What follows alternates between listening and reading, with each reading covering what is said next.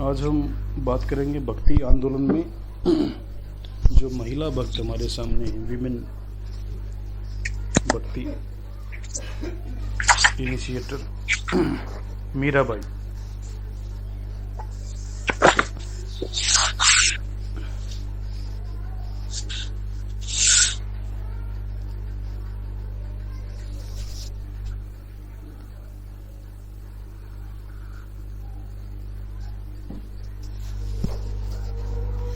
जिस तरह से अगर हम बात करें ना महिलाओं की, और जब भक्ति आंदोलन की बात की जाती है, और ख़ासकर जैसे हमने अभी तक बात की थी दादू दयाल की, और एक तरह से इससे पहले सेमेस्टर में हमने नानक और कबीर के बारे में बात की थी, और भक्ति आंदोलन के उदय के बारे में बात की थी। तो अभी तक का जो, और इसके साथ अभी हमने तुलसीदास के बारे में बात की है। तो अभी तक का जो व्यवस्था रहती है क्योंकि जब ये सबसे महत्वपूर्ण तो बात ये है कि हम किस काल की बात कर रहे हैं वो समझने की। जब हम मध्यकाल की बात कर रहे हैं तो मध्यकाल में सबसे बड़ी जो समस्या हमें देखने को मिलती है वो ये रहता है कि ये वो काल था जब कहते हैं कि सामंतवाद या फिर सामंती सोच, या फिर हम ये कह सकते हैं कि पितृसत्तात्मक समाज की जो व्यवस्था थी वो सबसे ज़्यादा कहते हैं बलवती उस समय पर थी। हम जो देखते हैं कि किस प्रकार से एक ऐसी व्यवस्था बनती है जहाँ पर हमें हमेशा से ये देखने को मिलता है कि महिलाओं के ऊपर अत्याचार हो रहे हैं। अगर प्राचीन काल से अगर हम देखें व्यवस्था को, वैदिक काल के बाद उनकी एजुकेशन बंद हो गई है, खासकर उत्तर वैदिक काल से ही। और फिर जो प्रॉपर्टी राइट्स की हम बात करते हैं प्राचीन काल से ही, तो वो प्रॉपर्टी राइट्स महिलाओं के लिए नहीं है। हालांकि स्त्री धन की व्यवस्था की गई है, मगर वो भी कॉम्प्लिकेटेड, उसमें बहुत सारी कॉम्प्लिकेशन उसके अंदर थी। तो दूसरा फिर हमारे सामने जिस तरह से हमने बात की थी, जिसे हम कल भी बात कर रहे थे मनु के बारे में, और महिलाओं के बारे में मनु के जो विचार रहे हैं, कुछ अच्छे भी हैं मगर जो बुरे हैं वो भी हमें ध्यान रखने पड़ते हैं। क्योंकि समाज में जो गतिविधियां होती हैं वो एक ट्रेडिशन के थ्रू होती हैं। जिस तरह से मनु कहता है कि जो पत्नी, जो महिला है, जो बच्ची है, उस टाइम पिता के अधीन, और जो शादी होती है गृहस्थ जीवन में पति के अधीन, और उसके बाद फिर जब बुढ़ापा आता है तो पुत्र के अधीन उसको अपनी व्यवस्था की मतलब एक तरह से रहना पड़ता है। और ये भी माना जाता है शास्त्रों के अनुसार कि महिलाओं में बुद्धि नहीं होती है या फिर वो सोचने में सक्षम नहीं होती है। तो इस तरह के विचार हमें एक तरह से समाज में देखने को मिलते हैं। और ये अगर आप आसपास का जो प्रीवियस देखोगे, खासकर आज से 50-60 साल पहले का अगर प्रीवियस देखोगे, तो महिलाओं के कितने की मतलब जिस समाज का जो ढांचा इस तरह बनाया गया था कि महिलाओं की जो कंडीशन है या फिर महिलाओं की जो पूछ है, पूछ का मतलब ये कि जब इज्जत किसी मामले में मनु से विचार लेना या नहीं लेना है तो नगण्य ही रहती थी लगभग। क्योंकि पहले जब संयुक्त परिवार होते थे तो मोस्टली जो जितनी बातें होती थी वो सारे जो घर के जो बड़े हैं, एक जो आदमी होता था वो ही सारे डिसीजन लेता था। तो ये चीज़ हमें देखने को मिलती है। और ये सिर्फ आज 50 साल पहले की बात नहीं है, मगर जब हम एक तरह से मध्यकाल की बात करते हैं और फिर भक्ति आंदोलन की बात करते हैं, क्योंकि भक्ति का जो अर्थ है महिलाओं के लिए यही था कि वो मंदिर जाए, पूजा करें चुपचाप और फिर वापस घर पे आ जाए, फिर उस हिसाब से वो व्रत करें। तमाम प्रकार की जो कंडीशनें होती थी वो चीज़ उनके ऊपर लागू होती थी।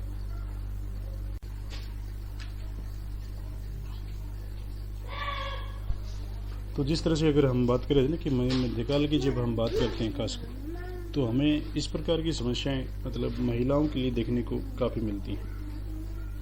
और जिस तरह से समाज का पितृसत्तात्मक समाज रहा है और वहाँ पर महिलाएं अपने क्षेत्र से बाहर जाकर, और वो भी राजपूत महिला अगर अपने क्षेत्र से बाहर जाकर कुछ अलग गतिविधि करती है तो वो फिर उस समाज के लिए गवारा नहीं था। और ये हमें देखने को मिलता है, खासकर जैसे समाज की हम बात करते हैं ना, तो जिस प्रकार से एक व्यवस्था बनी है पितृसत्तात्मक समाज में वहाँ महिलाओं को अधिकार नहीं थी, और वहाँ पर फिर कोई महिला भक्त बनती है तो वो भक्त महिला फिर सारे संसार या फिर सारे समाज के लिए एक नया स्वरूप पैदा करती है एक तरह से। तो इसी के संदर्भ में हम आज मीराबाई के बारे में बात करेंगे।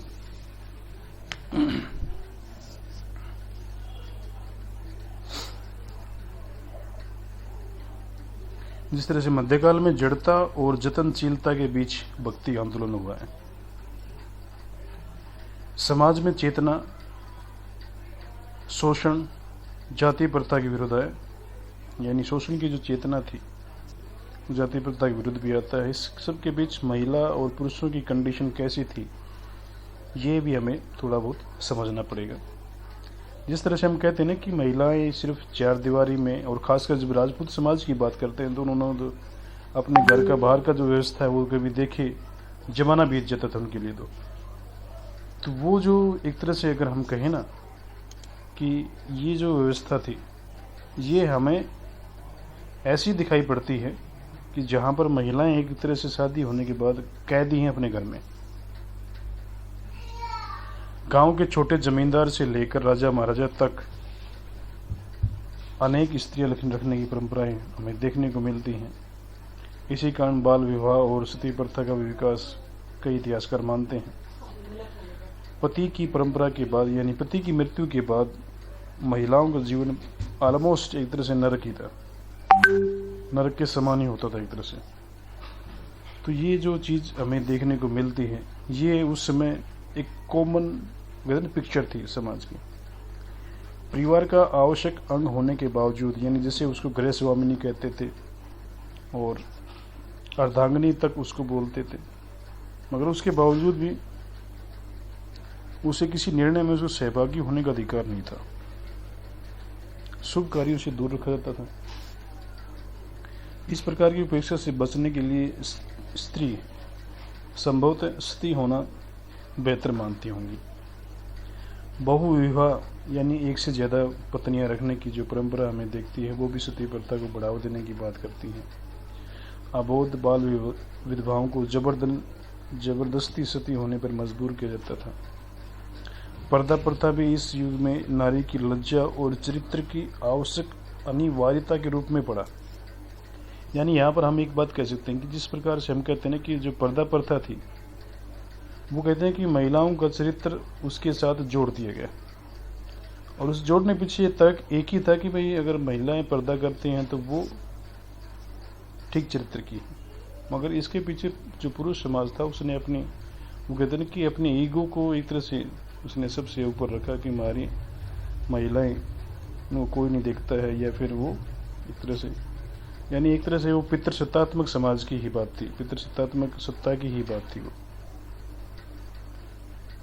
जिसके परिणाम स्वरूप नारी को अपनी इच्छा से देखना और बोलना भी प्रतिबंधित कर दिया गया।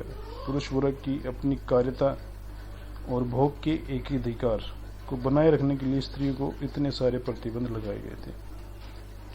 उसे समाज में स्त्री भूमिका से पीछे धकेल कर एक तरह से पशुवत मूक जीवन जीने के लिए बाध्य किया गया था। जिस तरह से हम ऋग्वेदिक काल में देखते हैं कि महिलाएं सभा और समिति में भाग लेती थी, जो सभा समिति की जो मीटिंग होती थी उसमें भाग लेती थी, मगर उत्तर वैदिक काल से आते थे इनका ये छोड़ दिया गया, ये मतलब ये अधिकार उनसे ले लिया गया, और उसके बाद फिर कभी दोबारा से वो किसी महत्वपूर्ण जो डिसीजन मेकिंग प्रोसेस है उसमें उनका कभी हमें दोबारा से नहीं मिलता है। मध्यकाल में नारी को भोग की वस्तु बना देने वाला समाज उसे बंधनों में जकड़ने के लिए अनेक प्रकार के मायाजाल का प्रयोग करता है। घर परिवार से लेकर मठों तक नारी स्वतंत्र नहीं थी। लेकिन विचित्र बात यह कि सामंती शासन, वर्ण व्यवस्था तथा धार्मिक कठमुल्लावाद का विरोध करने वाले कबीर आदि कवियों ने भी प्रकारांतर से समाज सुधार भी कहलाए, मगर वो भी निंदा करते हैं नारियों की। हाँ, कहीं कहीं पर कबीर मतलब नायक महिलाओं को एक तरह से माया के रूप में देखते हैं, जो भक्ति से उनको एक तरह से दूर कर देती। और ये चीज़ें हमें देखने को मिलती हैं। मगर कबीर के पद हमें ऐसे मिलते हैं जो अगर कोई वो कहते हैं ना कि सदचरित महिला है तो उसकी प्रशंसा भी करते हैं। वो कहते हैं कि इस तरह की महिलाएं आपको जीवन से पार निकलवा देती, यानी मुक्ति का रास्ता प्रदान करवाती हैं।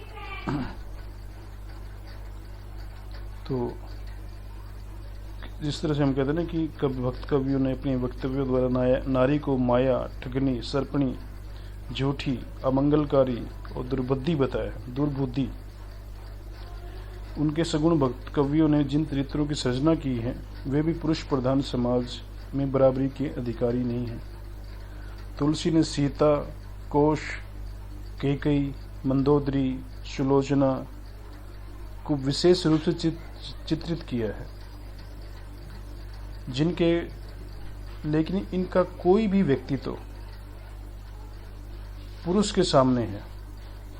इनका कोई व्यक्तित्व पुरुष के सामने है तो वह कोरी कल्पना ही है।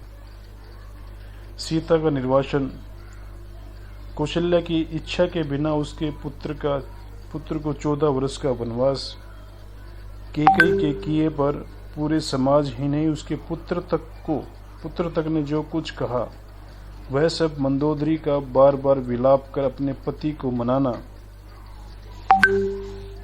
पति द्वारा नारी में 8 अवगुण की प्रतिष्ठा, सुलोचना का सती होना, उस समय की नारी की नारकीय स्थिति का वर्णन है। यानी ये जो रामायण में जो ये इस तरह के जो पात्र बताए गए हैं वो कहीं न कहीं यही दिखाते हैं कि मतलब जो पुरुष है वो हर प्रकार से फ्री है, स्वतंत्र है, और जबकि महिलाएं हैं उनकी जो कहते हैं ना कि बेसिक जो बातें हैं यानी जो कॉमन थिंग्स हैं वो भी नहीं सुनी जा रही हैं। इसी तरह से कई बार ये भी कहा जाता है कि जिस तरह से राम ने जब अहिल्या का उद्धार किया तो पैर लगा के उसका उद्धार किया। तो जिस तरह से हम कहते हैं ना कि आजकल के जो प्रकृतिवादी जो कवि हैं उनमें उन्होंने जब इसको वाणी दी है, जो कविताएं लिखी गई हैं अहिल्या के ऊपर, तो वो कहते हैं कि मतलब भाई क्या मतलब मेरा अगर उद्धार करना था तो भाई कम से कम हाथ लगा के उद्धार कर देता, पैर लगाने से तो दलित मतलब से पद दलित कर दिया तुमने, तो मुझे उद्धार से बड़ी बुरी चीज एक तरह से मेरे साथ कर दी गई। और जिस राम राज्य की कल्पना तुलसी करते नहीं अगाते उसमें महिलाओं के लिए कोई अधिकार नहीं है। सूर की गोपियां उद्धव को जो खरी खोटी सुनाती हैं उससे उन्हें मिलता क्या है। उनके प्रिय कृष्ण जिनके लिए वह सब कुछ छोड़कर पीछे भागती थी वो तो बिना पूछे ही मथुरा चले गए। यानी जिस तरह से अगर हम राम राज्य की बात करते हैं तो वहां पे मर्यादा पुरुषोत्तम राम की तो बात की गई, यानी जनता में कोई व्यक्ति राम की पत्नी के लिए कुछ कहता है तो राम बिना वेरिफिकेशन किए उस चीज की अपनी पत्नी को घर त्याग कर देता है।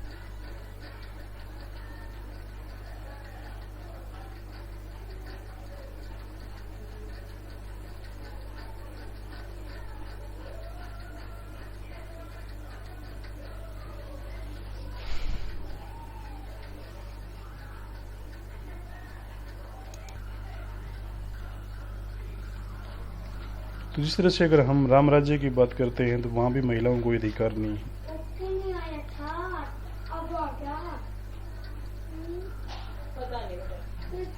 क्या अक्षित दिखाई एक बार, चल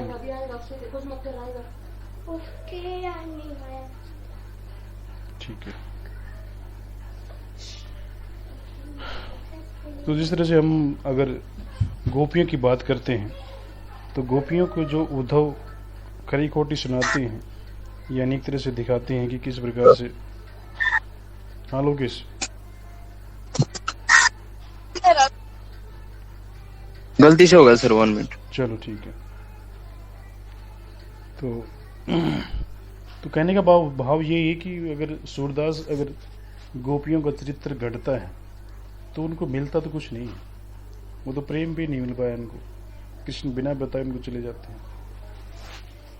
तो इन तमाम चीज़ों के बीच में अगर हम कहें कि मीराबाई एक अकेली महिला ऐसी थी जिसने सामाजिक रूढ़ियों और पारिवारिक मान्यताओं को तिलांजलि देकर स्वतंत्रता का वर्ण किया। यानी वो अकेली महिला थी जिसने इस तरह का हमें एक वो अलग स्वरूप देखने को मिलता है। मीराबाई का जन्म 1498 में होता है और 16वीं सदी की महान संतों में उसको माना जाता है। वे मेड़ता जो राज्य था उसके रतन सिंह राठौर जो राजा थे उसकी एकमात्र कन्या थी और जोधपुर की नींव डालने वाले राव जोधा जी की पड़पोती थी। एक तरह से अकबर के शासन के समय में यानी 1567 से लेकर 68 तक आक्रमण के समय में चित्तौड़ के लिए युद्ध करने वाला सुप्रसिद्ध वीर जयमल उसका चचेरा भाई था। जयमल बड़ा ही महान योद्धा हुआ है उस समय का, जिसने अकबर को भी कहते ना कि नाको चने के लोहे के चने चबाने पे भी मजबूर कर दिया था एक तरह से। तो मीराबाई का जन्म मेड़ता जिले के कुदकी नामक ग्राम में 1458 में या उसके आसपास ही हुआ है। 1516 में राणा सांगा के जेठ पुत्र युवराज भोजराज से इनका विवाह हुआ, यानी उस समय ये लगभग 18 साल की थी। भोजराज की मृत्यु 1518 से लेकर 23 के बीच में कभी हुई है और वो अपने पिता के जीवन काल में ही मृत्यु हो गई। ये राणा सांगा जिसने बाबर के साथ युद्ध किया था, तो उसमें राणा सांगा जीवित थे और मीराबाई मतलब एक तरह से यौन अवस्था में ही तरुण अवस्था में विधवा हो गई थी। वो बचपन से ही बड़ी धर्मालु थी और अपने पिता में की तरह वैष्णव यानी जो वैष्णव संप्रदाय था उसके जो कृष्ण की जो भक्ति का जो स्वरूप उसमें रहता है उसको वो लोग मानते थे। अपने पति की मृत्यु के पश्चात वे पूर्ण रूप से धार्मिक कृत्यों में लग गई। तुरंत पश्चात उसने अन्य आपदाओं की जड़ी से लग गई। मीरा का हृदय सांसारिक संबंधों से विरक्त हो गया। उनके पिता रतन सिंह 1527 में खानवा का जो युद्ध हुआ था राणा सांगा की ओर से युद्ध करते हुए मारे गए उसमें, और भगन हृदय से राणा सांगा का देहांत भी 1528 में हो गया, प्रारंभ में हो गया। सांगा के पश्चात उसका दूसरा पुत्र रतन सिंह राणा वो शासक बना। वह भी सियासन पर बैठने के 3 वर्ष पश्चात यानी 1531 में चल बसा। अब उसका छोटा भाई विक्रमादित्य शासक बना और मीरा बड़ी धार्मिक प्रवृत्ति की थी। अब वह पूर्ण रूप से भक्ति में जीवन व्यतीत करने लगी और भक्ति भावना से ओतप्रोत हो उठी। अपनी कृष्ण भक्ति और भक्तों के आश्रयदाता के रूप में उसकी ख्याति दूर दूर तक फैल गई। साधु संत स्त्री पुरुष दूर दूर से चित्तौड़ आने लगे। राणा विक्रमादित्य को सिसोदिया वंश की राजकुमारी मीरा का किसी भी अन्य लोगों से मिलना, चाहे वो भक्त हो या कुछ भी हो, इस प्रकार का मिलना जुलना उसको पसंद नहीं था। यानी वो बड़ी स्वतंत्रता से मिलती थी उनसे और उसने विरोध किया। पर जब विरोध का मीरा पर कोई असर नहीं पड़ा तो कहा जाता है कि उसने मीरा को विष देकर छुटकारा देना पाना चाहा, लेकिन सौभाग्य से कहते हैं कि उस विष का भी मीरा के ऊपर कोई प्रभाव नहीं पड़ा। राणा से तनाव उत्पन्न होने के कारण मीरा अपने चाचा बीरमदेव के पास रहने लगी। बीरमदेव मेड़ता के सरदार थे। यहाँ भी उसका नृत्य का कार्यक्रम चलता रहा। वो तपस्या, कीर्तन और नृत्य में भाव विभोर रहने लगी। मीरा अन्य साधु संतों और स्त्रियों की मंडली में कीर्तन करती थी। इस प्रकार उसने मेड़ता में कुछ वर्ष काटे लेकिन जब जोधपुर के राजा मालदेव ने मेड़ता पर आक्रमण कर उसे जीत लिया तो मीरा ने द्वारका की तीर्थ यात्रा करने का निश्चय किया और द्वारका में उन्होंने अपना सारा जीवन भक्तों की तरह व्यतीत किया और वहीं पर उनकी 1547 में मृत्यु हो जाती है। तो ये एक छोटा सा जीवन परिचय था मीरा के बारे में। इसकी भक्ति साधना के बारे में फिर कल बात करते हैं। तो अभी तक अगर आपको कोई समझ में नहीं आई होगी बात तो उसके बारे में फिर हम मृत्यु कब थे 1546 में या 47 में सर? भाई इसमें तो 1547 लिख रखा है किताब में। तो इनका ये है ना कि जन्म और मृत्यु, मतलब किताब में एक जगह 46 भी है और 147 भी है। तो ये ना मतलब उसमें रिकॉर्डेड चीजें नहीं है। मतलब भाई जिस तरह से आज तो हम कहते हैं कि हमारे पास रिकॉर्ड इतने अच्छे हैं, हाँ लगभग कह सकते हैं 1546-47 में इसकी मृत्यु हो गई। तो ये एक तरह से आज मीरा के बारे में थोड़ा सा जीवन परिचय था। कल इसके भक्ति के जो पद इसने लिखे हैं उसके बारे में बात करेंगे। और कोई बात हो जो आपको समझ में नहीं आई उसके बारे में बात कर सकते हैं। एक बार अपनी वीडियो तो ऑन करिए भाई, देखें कौन कौन आ रहे हैं।